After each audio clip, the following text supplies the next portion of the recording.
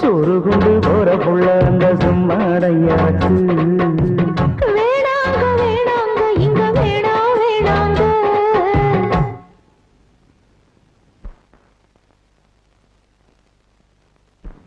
ஆத்தங்கர ஓரத்து